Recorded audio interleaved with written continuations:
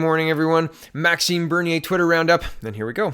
Maxime Bernier is tweeting, quote, "Wondering why I wasn't invited to yesterday's Maclean's debate? A contributing editor to Maclean's and debate commentator at Andre Domas flipped off PPC supporters, called them Nazis, and wished them to die in car accidents." And there's Andre's tweet right below that. I'm not going to read it again because, well, it's violent and I don't like violence. And I think that it's interesting that the left continually says that they make comparisons and call People's Party supporters Nazis, and yet they appear to be the ones who are aggressive and going out of their way to be aggressive with, putting up middle fingers and swearing at people and wishing death and violence on people. That seems really weird to me. Like, it just seems really strange to take the moral high road while simultaneously silencing people and attacking people and verbally assaulting people and wishing them harm. That's really strange to me. All that I think is that everybody should have an equal platform. And if a bad idea is shared, then a bad idea is shared. And everybody goes, "That's a bad idea." And the person who goes, "Oh, is it? Okay," and moves on. Right? Like, am I just crazy?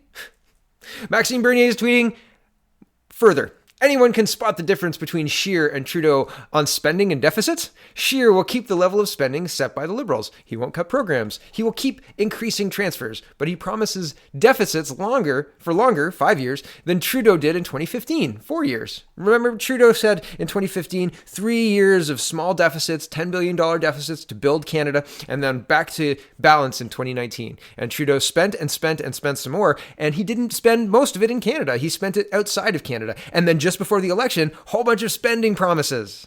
I remember this tap dance.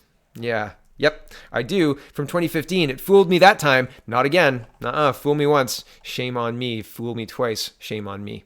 Okay, here's Bernier saying PPC will eliminate the deficit. Sorry, this is a thread. Number 2, PPC will eliminate the deficit in 2 years with cuts to foreign aid, corporate welfare, and other subsidies, CBC infrastructure and housing spending in provincial areas, and by developing surplus revenues to deficit reduction instead of spending, as Liberals have done. Carrying on. Bernier continues, and this is on September 12th. "Pathetic. 2 years after leaving provincial politics to become leader of a federal party, the Jagmeet Singh still doesn't know that healthcare is a provincial jurisdiction. The People's Party of Canada will respect our constitution and provincial autonomy." And this is in response to an article where Mr. Jagmeet Singh pledges to build a hospital, even though the federal government can't do that. Nope. No, they can't.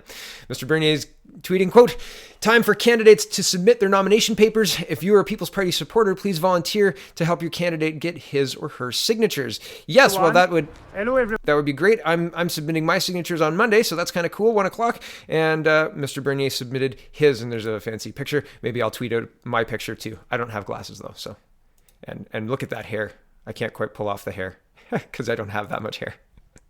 All right, Bernier is tweeting, quote, "1. Reading the news, you might think the vast majority of Canadians support multiculturalism. That's not at all the case, as this piece by John Ibison reminds us this morning. There is a wide difference of opinion between Canadians and their political and media elites." And this is John Ibison. It says, from me in the impact of Bill 21 on the federal election, the Globe and Mail." And this is talking about, well, there's a number 2 here. This is a tweet thread, so I'll continue. 2, in reality, according to surveys by University of Toronto political scientists, about 1/3 of Canadians support multiculturalism, 1/3 oppose it, and another third approve of it, but only as long as immigrants integrate fully into Canadian society. Here's the screenshot. It says Aaron Tolley, a political scientist at the University of Toronto, points to research she and co-author Randy Besco conducted that shows about 1/3 of Canadians oppose multiculturalism, 1/3 support it, and 1/3 are, quote, conditional multiculturalists who, as they wrote, quote, approve of immigration and ethnic diversity, but only under certain conditions, the most important being that the immigrants integrate fully into Canadian society. Okay, 3, so potentially 2/3 of Canadians support the People's Party of Canada position, which is to abolish official multiculturalism and focus on the integration of immigrants. Why then is it systemically portrayed as a fringe position in the media? Remember, we are the majority. 4, read the People's Party of Canada platform on multiculturalism. And there's that link to that. And honestly, there have been times where I've spoken to people at the doors and they've said to me, I like a lot of the fiscal policies, but I can't support the immigrant stuff. And I said, okay, let me put it to you this way. If you invited a bunch of people to your house and then you ran out of food and hot water, and then You put tents out back and started putting people in tents, and still people were coming and sleeping on the ground outside. Is that responsibly using your house to help your friends, or are you making things worse off? And the person agreed with me. And I said, what the People's Party is trying to do, and this is just to let you know what I said at the door, is trying to have a sustainable immigration system with between 100 and 150,000 immigrants per year, prioritized by immigrants who have jobs and connections in the community. So, and the jobs and connections in community, both, right? Like the jobs create connections in community, not just connections in the community. We'll worry about the job later. Jobs and connections in the community. Okay. And so it's interesting to me that that the People's Party, is labeled that way, is labeled racist. And it's continuing through in the press and stuff. And it's misrepresented. I really feel people are being done a disservice by the misrepresentation of this in the press. It's terrible. Here's Laurie Goldstein. I'm going to go with that from now on. And he says, quote, Trudeau's immigration policies alarm many Canadians. My Sunday Toronto Sun column, Toronto Sun, there's the link, quote, what polls collectively show is that Canadians have serious concerns about Trudeau's immigration and refugee policies. Yeah, really. Here's Mr. Bernier again. Haters know they have no rational argument against us. That's why they're becoming more hysterical every day. Our candidates are from every background, not because we have quotas, but because PPC principles appeal to everyone. This is our candidate in Waterloo. And this is Erica Traub. I'm sorry, Erica, if I've got that wrong. Quote, I'm an immigrant single mother. English is my third language. I've devoted my professional career and spare time to helping the most vulnerable people. The PPC 2019 platform is justice, equality, peace, tolerance. Maxime Bernier is We the North, strong and free. Hashtag let Max speak. So that's true. And anybody who watches this show knows my background as well. I'm a first generation Canadian and a candidate. So my parents are both immigrants. So it's insane. It's insane what's going on in our country. Really.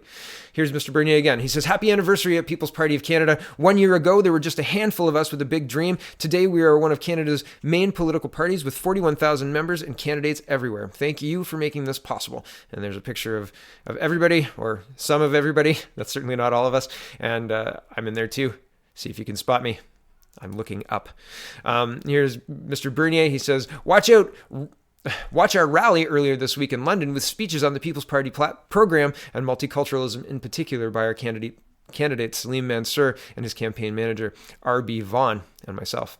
Here's the link. I'm not going to comment on that. I haven't watched it yet. I've heard it's a really good interview or an exchange. I haven't got there yet.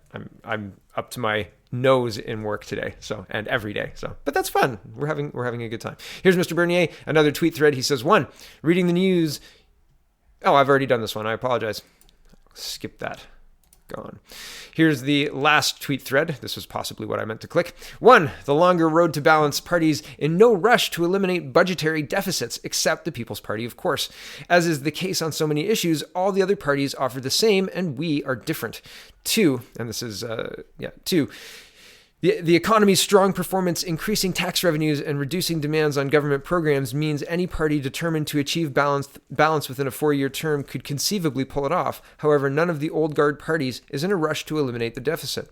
3, the only party laying out a speedy path to balance books is the PPC. Bernier argues he would get Canada back into the black in 2 years by eliminating billions worth of government spending in areas like foreign development and corporate welfare.